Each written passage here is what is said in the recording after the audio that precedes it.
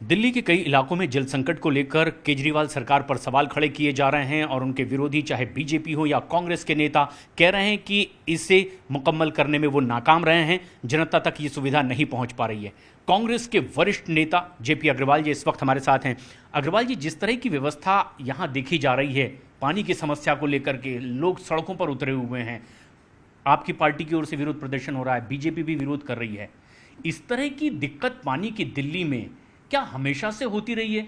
मुझे जो अंदाजा है, तकरीबन 3 पीढ़ियों से गांधी परिवार के साथ आप सक्रिय राजनीति में और दिल्ली में एक्टिव रहे हैं, खासतौर पर सांसद रहे हैं। इस तरह की समस्या क्या हमेशा से होती रही है?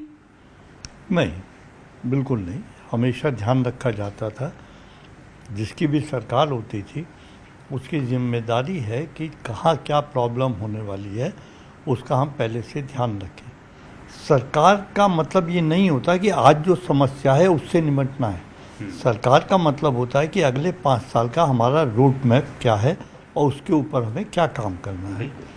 परेशानी ये हुई कि दोनों पार्टियां जिम्मेदार हैं आज के मौजूदा हालात के लिए।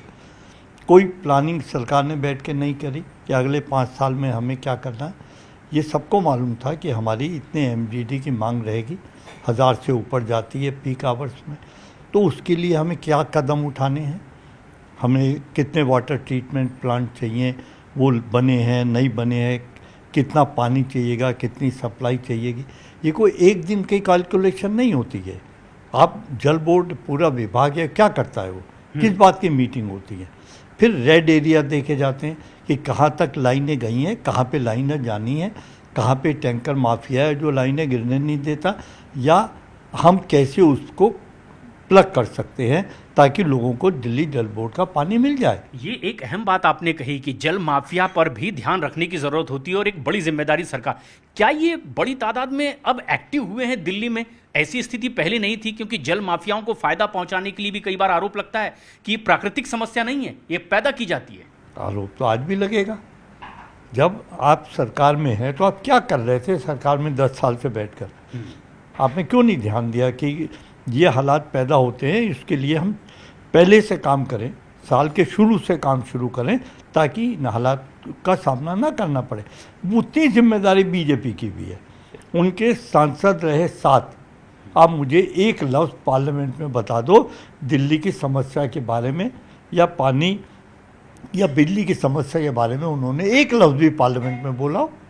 तो कसूरवार वो भी उतने हैं, असेंबली के मेंबर उनके भी थे। क्या सो रहे थे वो लोग? क्यों नहीं बोले? तो ये दोनों दिल्ली वालों के कसूरवार हैं, इन्होंने गुनाह किया है। ये अहम बात भी है कि जो जनप्रतिनिधि है उसे जनता का ख्याल रखना होगा। लेकिन जो आज स्थिति है, कई जगह हमने देखा कि लोग कहते हैं अब सिर्फ गर्मियों में ये दिक्कत नहीं है, 12 महीने इस तरह की दिल्ली के कई इलाकों में दिक्कत है। हम तस्वीरों में देख पा रहे हैं कि कई जगह, चाहे नेहरू जी के साथ आपके पारिवारिक संबंध, पिताश्री जो है राजनीति में एक्टिव रहे हैं, आप लगभग गांधी परिवार की 3 पीढ़ियों से लगातार एक्टिव रहे हैं, और इन तस्वीरों से भी ये बात हम देखकर समझ सकते हैं दिल्ली की खास तौर पर किस तरह की सियासी स्थिति रही है। ये सबसे खास बात है। कई ऐसी समस्याएं हैं, क्या जो सरकार केजरीवाल की सरकार है, आप तो पिछला चुनाव साथ में मिलकर लड़ लिए, लेकिन इस ओर भी तो कुछ ध्यान दिलाने की कोशिश हुई थी कि भाई दिल्ली में भी हमें कुछ खास काम करने की जरूरत है मिलकर के, इसीलिए हम साथ में आ रहे हैं। ठीक है, वो एक गठबंधन था नेशनल लेवल पे।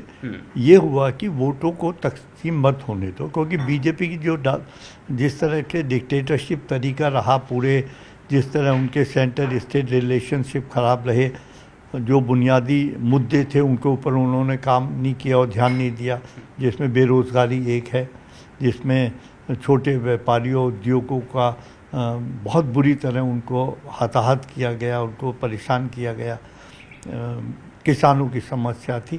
तो बहुत सारी ऐसी समस्या थी जिस पे सेंटर काम नहीं कर रही थी। तो ये सारी पार्टियां एक हो गई, उसमें हम दिल्ली में आप पार्टी के साथ चुनाव लड़े।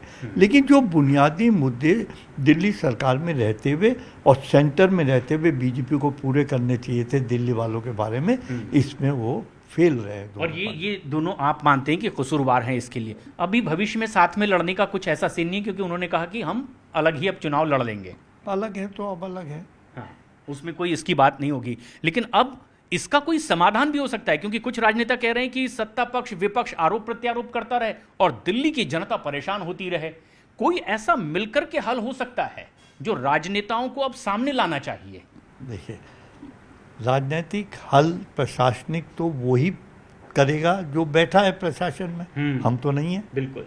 तो उनकी जिम्मेदारी, आप इतना बड़ा डिपार्टमेंट लेके बैठे हैं, क्या करती हैं उसमें?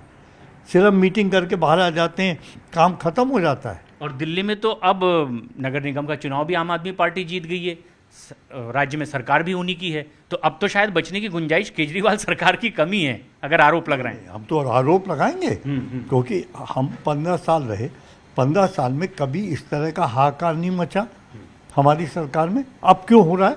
और ये टैंकर माफिया क्या वाकई बढ़ चढ़ गए हैं और इन्हें कहीं से आशीर्वाद मिलता है, ऐसा आपको डाउट होता है? नहीं, हम तो शक के दायरे में तो हम रखेंगे ना सरकार को। आप ये देखिए कि मांग बहुत सारी इसलिए भी नहीं हो रही कि लोग बोतल का पानी मंगा के पी रहे हैं, बिस्लरी का या और कंपनियों का मंगा के पी रहे हैं। अगर बिल्कुल वो चीज़ें बंद हो जाएं और टैंकर माफिया भी ना हो तो लोग तो हाहाकार मच जाएगा बुरी तरह। तो ये टैंकर माफिया को इन्होंने कहा था हम ख़त्म करेंगे, पानी की लाइनें गिरेंगे, तो कहाँ गए वो सारे वायदे इनके? और हम तो देखकर आए कई इलाकों में इलीगल कनेक्शन भी बिछे हुए हैं, कोई उसमें हिसाब किताब नहीं है। मीटर क्या है, जब पूछा गया तो कहा कि अब मीटर लगा दिए जाएंगे।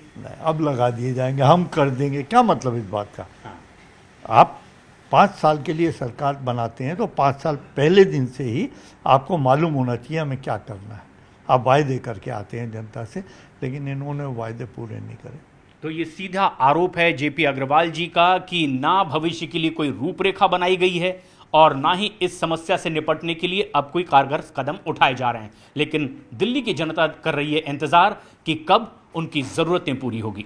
अपने वीडियो जर्नलिस्ट सहयोगी नितिन त्रिवेदी के साथ मैं प्रशांत चरहे, न्यूज़ 18 इंडिया, दिल्ली।